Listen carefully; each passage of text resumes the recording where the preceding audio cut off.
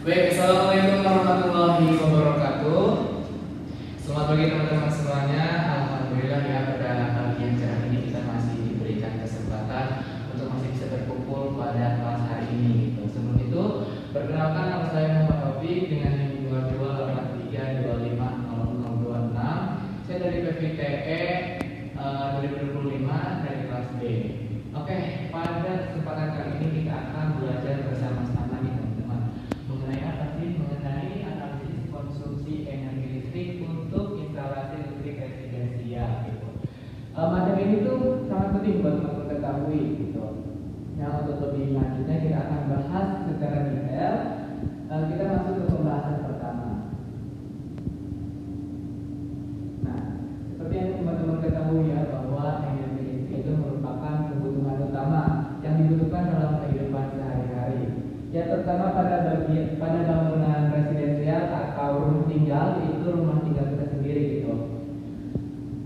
Pastinya teman-teman juga di rumahnya itu menggunakan beberapa peralatan listrik kan, seperti lampu, kipas angin, AC, kulkas, dan lain sebagainya. Nah, peralatan tadi itu teman-teman, itu dapat menyebabkan konsumsi energi listriknya terus meningkat gitu. Oleh karena itu kita hari ini akan belajar bersama-sama mengenai analisis energi listrik. Analisis konsumsi energi listrik itu apa sih? Gitu. Sebenarnya ini itu untuk kita itu mengetahui gitu, pola penggunaan energi seperti apa, menghitung biaya listrik yang kita pakai sebulannya itu berapa, serta kita itu bisa mengetahui gitu, meningkatkan efisiensi penggunaan energinya. Gitu. Nah, seperti yang dijelaskan tadi teman-teman bahwa konsumsi energi listrik adalah jumlah energi gitu, yang diterima oleh peralatan listrik pada periode waktu tertentu. Satuan dari energi listrik sendiri yang umum itu adalah kilowatt hour atau kWh gitu ya, yang umumnya teman-teman ketahui gitu.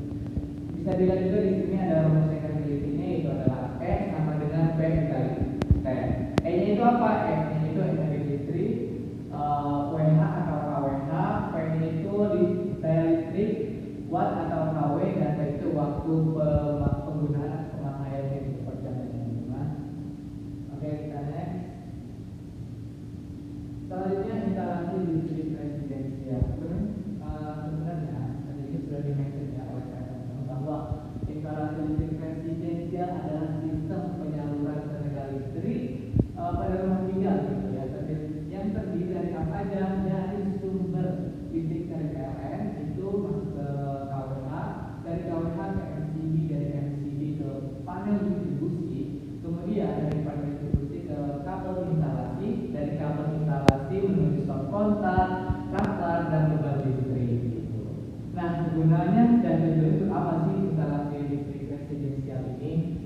Di sini dijelaskan beberapa yang teman-teman untuk tujuannya, yaitu untuk menyalurkan energi listrik dengan aman, memenuhi kebutuhan rumah yang masih ya teman-teman, serta mengurangi resiko gangguan listrik seperti korsleting ataupun daya listrik yang itu turun gitu, dan meningkatkan efisiensi penggunaannya.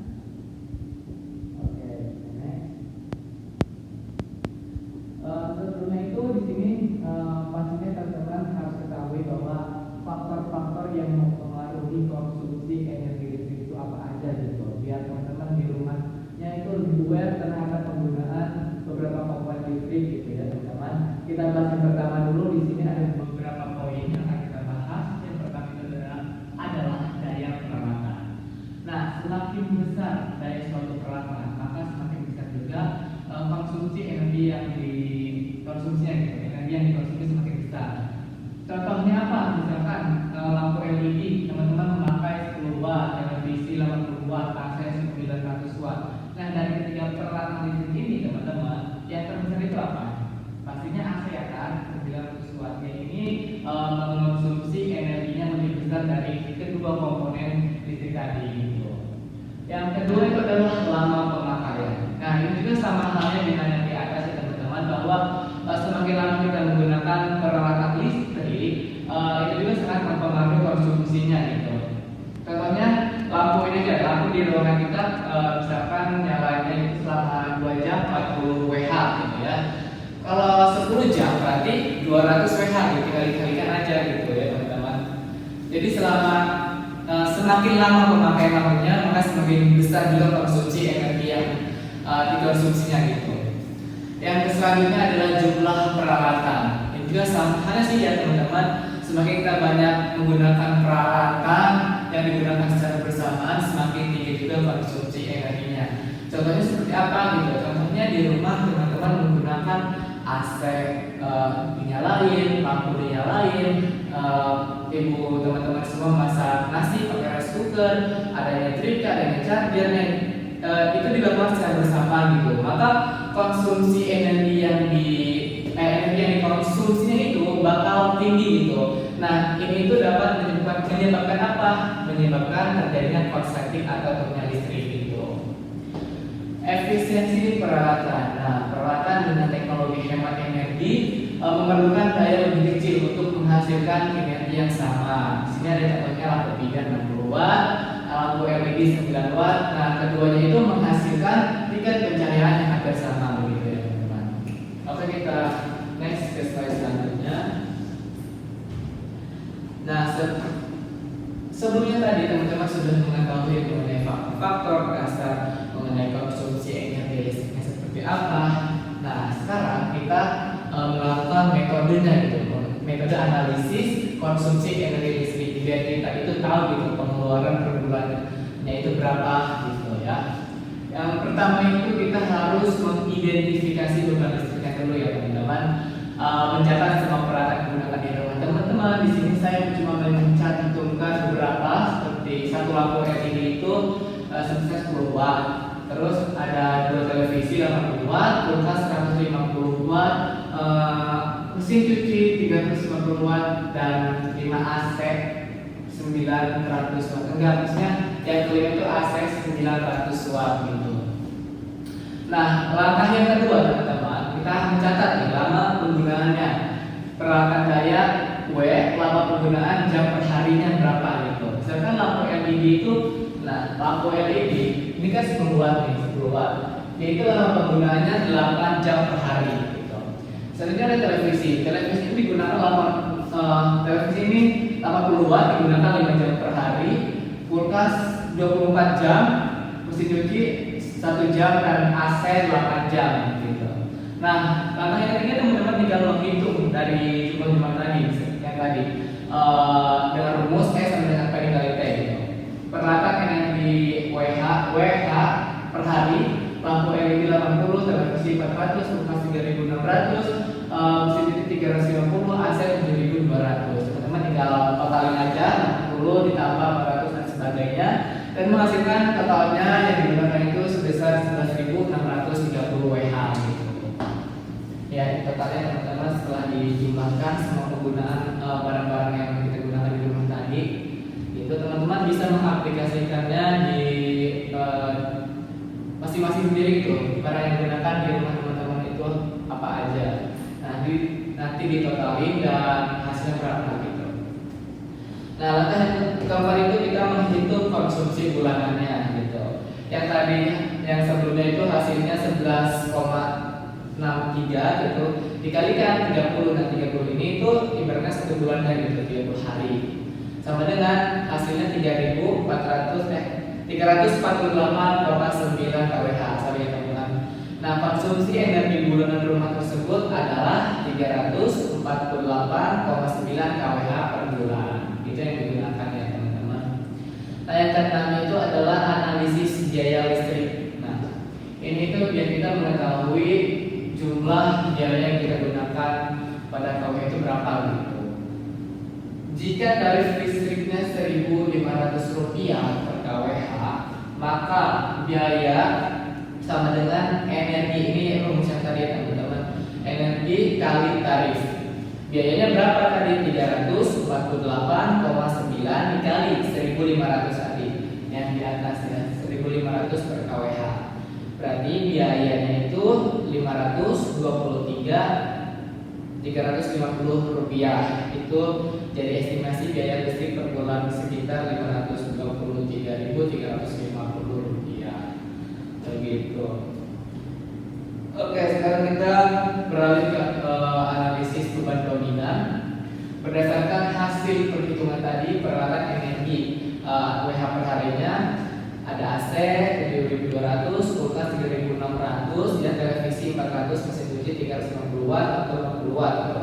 Nah, dapat diketahui teman-teman, AC itu menyumbang konsumsi energi yang terbesar, kulkas berada posisi kedua, lampu LED juga itu memiliki konsumsi energi yang paling rendah. Nah, kesimpulan dari analisis yang tadi teman-teman menunjukkan bahwa penghematan energi sebaiknya difokuskan pada penggunaan AC dan kulkas karena kedua peralatan itu menggunakan energi yang cukup besar gitu. Selanjutnya adalah upaya efisiensi energi pada rumah tinggal. Penggunaan lampu LED, mengganti lampu pijar dengan lampu LED dapat menghemat energi hingga 80% ya teman-teman. Pengatur suhu AC, menetapkan suhu AC pada 24 sampai 26 derajat Celcius itu dapat mengurangi konsumsi listrik yang digunakan.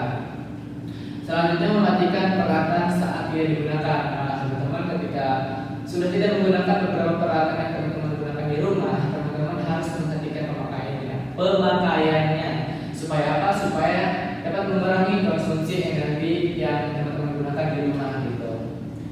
Menghindari mode standby pada televisi dan perangkat elektronik lainnya, menggunakan peralatan berlabel hemat energi, terus memilih produk dengan teknologi inverter atau label hemat energi.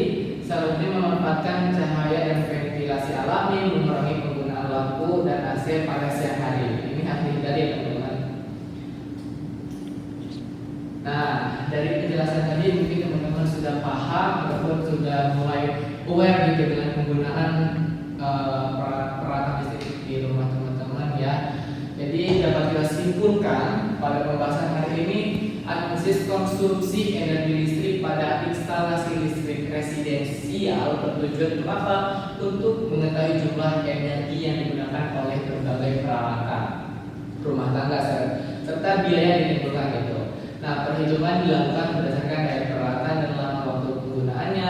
Dari hasil analisis, rangkaian peralatan dengan daya besar dan waktu operasi yang lama seperti AC dan kulkas itu menjadi penyumbang utama konsumsi energi listriknya gitu.